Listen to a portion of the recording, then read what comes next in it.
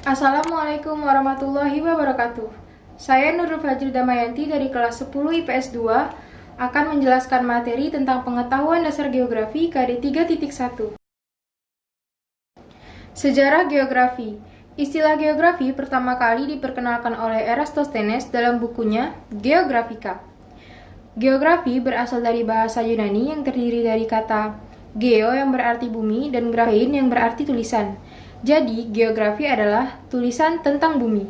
Sehingga geografi sering disebut sebagai ilmu bumi.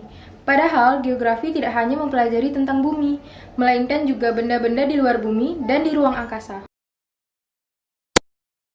Sejarah dan perkembangan ilmu geografi dapat dikelompokkan menjadi 4 bagian.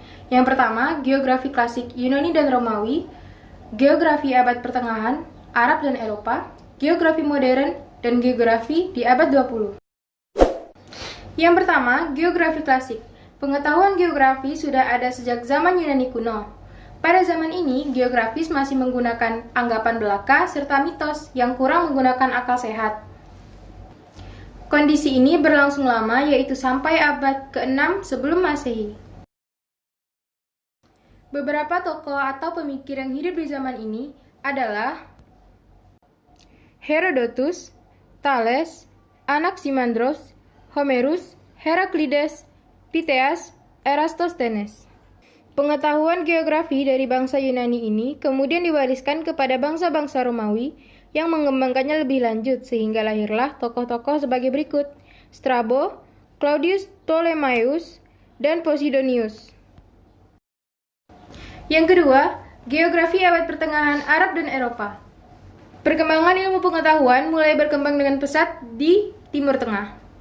Geografi mulai berkembang pesat pada era Kekhalifahan Abbasiyah yang saat itu berpusat di Baghdad.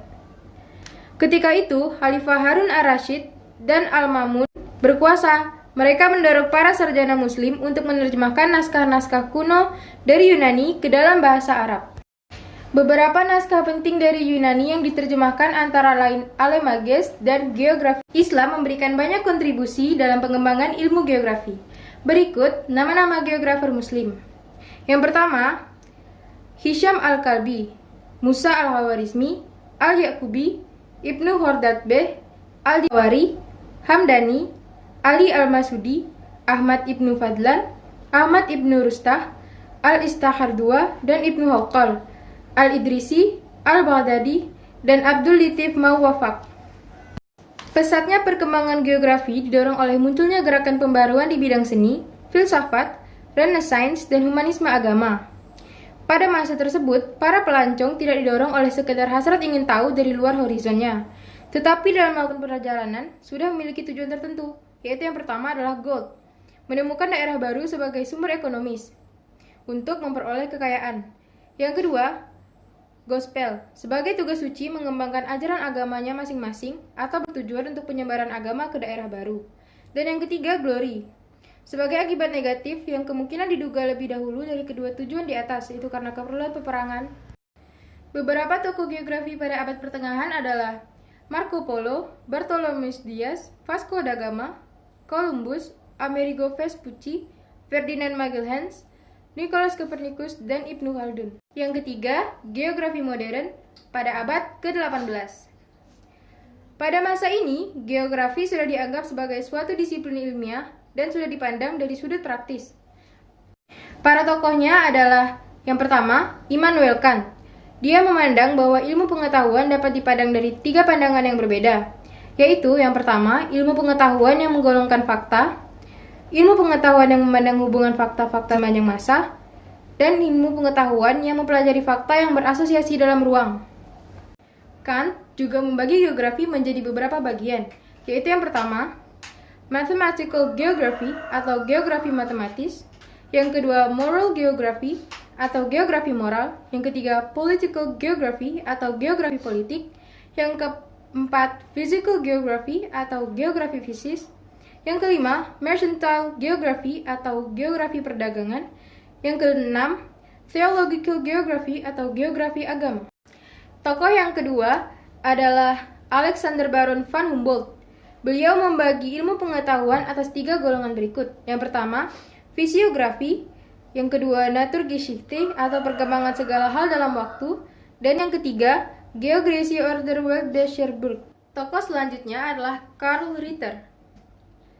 Karl Ritter berpendapat bahwa alam menjadi faktor utama. Faktor alam menentukan gejala kemanusiaan atau physis determinis. Kemudian ada Charles Darwin.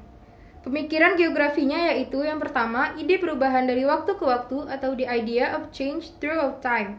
Yang kedua, ide organisasi atau the idea of organization. Yang ketiga, ide perjuangan dan seleksi atau the idea of struggle and selection.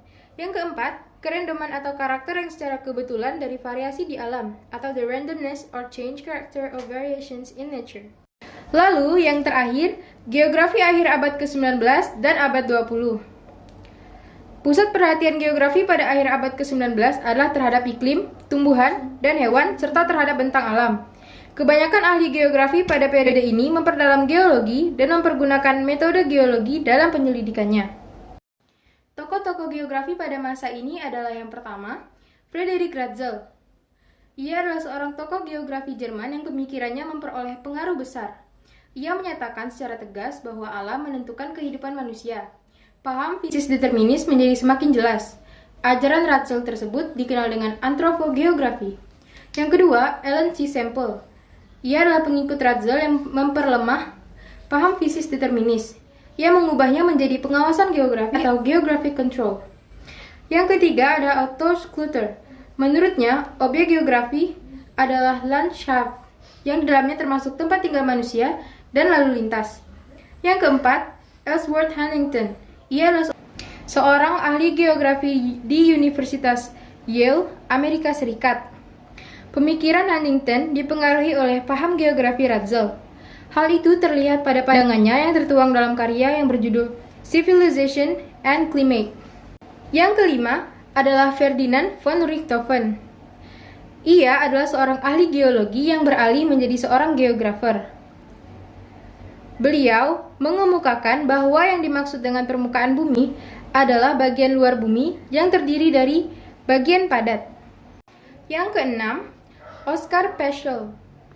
Ia berpendapat bahwa geografi menyelidiki gejala bumi dengan studi komparatif sehingga suatu ilmu dapat dikembangkan secara induktif dan juga membawa konsep dalam geografi bahwa manusia merupakan pusat perhatian. Yang terakhir adalah Alfred Heppner.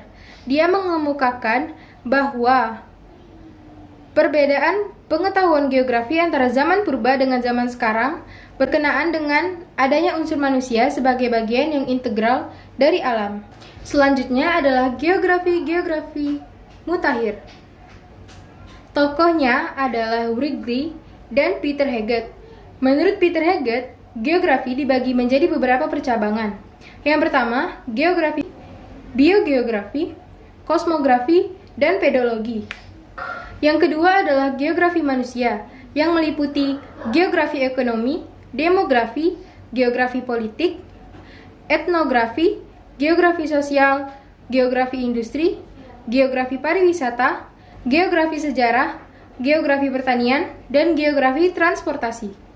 Kemudian ada geografi regional yang terbagi menjadi dua, yaitu geografi regional berdasarkan zonasi yang mencakupi geografi wilayah tropik, geografi wilayah arid, geografi wilayah kutub, geografi desa, dan geografi kota. Yang kedua, geografi regional berdasarkan kultur yang mencakupi geografi kawasan Asia Tenggara, geografi kawasan Eropa, geografi kawasan Amerika Utara, geografi kawasan Amerika Selatan, geografi kawasan Afrika, dan geografi kawasan Australia. Selanjutnya ada geografi teknik yang terbagi atas 4. Yang pertama, kartografi, penginderaan jauh, sistem informasi geografis, dan metode kuantitatif geografi. Dalam perkembangannya, ilmu geografi dibagi menjadi 2 paham, yaitu paham physis determinisme, yang tokohnya adalah Ratzel Huntington dan Karl Ritter. Yang kedua, physis possibilisme. Dalam perkembangannya, ilmu geografi dibagi menjadi 2 paham, yaitu paham physis determinisme, yang tokohnya adalah Ratzel Huntington dan Karl Ritter. Yang kedua, physis possibilisme, yang tokohnya adalah Paul Vidal de la Black, yaitu bapak geografi modern. Pengertian geografi.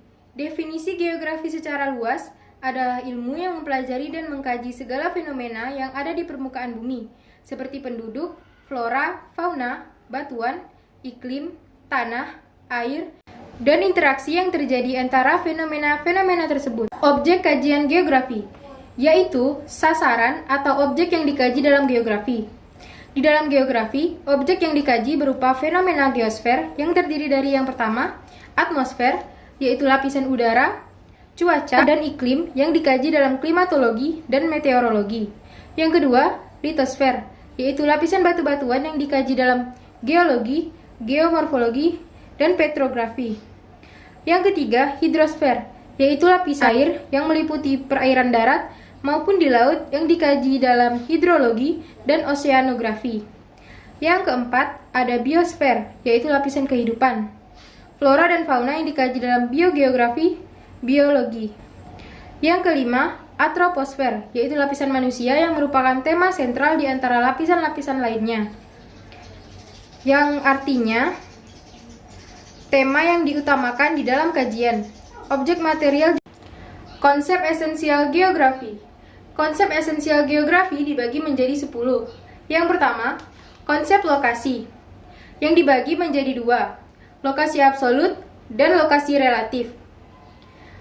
Konsep yang kedua adalah konsep jarak. Konsep jarak di sini mempunyai 3 dimensi ukuran, yaitu jarak geometrik dengan satuan ukuran kilometer, mil, yard, dan lain sebagainya.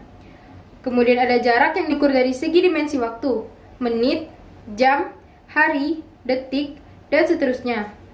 Lalu, jarak yang diukur dari segi dimensi ekonomi, yaitu biaya yang diperlukan untuk memindahkan barang berkesatuan volume berat, dan bisa juga biaya yang diperlukan untuk memindahkan sebuah barang dari satu tempat ke tempat yang lain.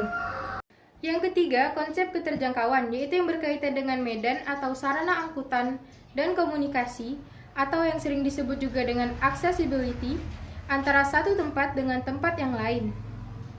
Yang keempat, konsep pola, yaitu susunan bentuk atau sebaran fenomena dalam ruang muka bumi, baik yang bersifat alami seperti aliran sungai, sebaran vegetasi, jenis tanah, curah hujan, dan juga fenomena sosial budaya, yaitu antara lain pemukiman penduduk, sebaran, kepadatan, dan pencarian, jenis kelamin, dan komposisi penduduk lainnya seperti tradisi dan kebiasaan-kebiasaan pada kelompok masyarakat. Konsep morfologi, yaitu kajian tentang wujud-wujud daratan muka bumi sebagai proses pengangkatan atau penurunan fisik wilayah dengan erosi dan atau sedimentasi sehingga membentuk daratan atau pulau-pulau kecil yang mempunyai kelerangan serta pegunungan dan lembah yang sering juga dinamakan relief. Elevasi merupakan kecenderungan persebaran yang bersifat mengelompok pada suatu wilayah yang relatif sempit.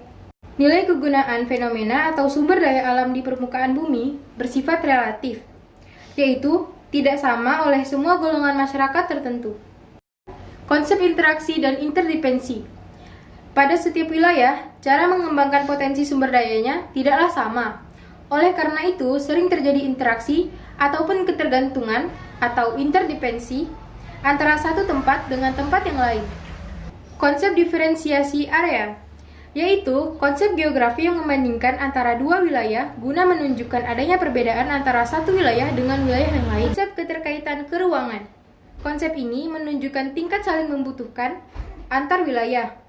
Perbedaan potensi antar wilayah mendorong terjadinya keterkaitan dalam memenuhi kebutuhan material dan sosial penduduk. Pendekatan keruangan atau analisis spasial merupakan pendekatan yang mengkaji kesamaan atau perbedaan suatu fenomena geosfer melalui aspek keruangan yang meliputi faktor lokasi, kondisi alam, dan kondisi sosial budaya masyarakat. Pendekatan kelingkungan atau analisis ekologis, yaitu pendekatan yang berkaitan dengan studi tentang hubungan antara manusia dan lingkungan. Pendekatan kompleks wilayah atau analisis kompleks regional merupakan pendekatan yang menggabungkan hasil analisis spasial dan ekologis.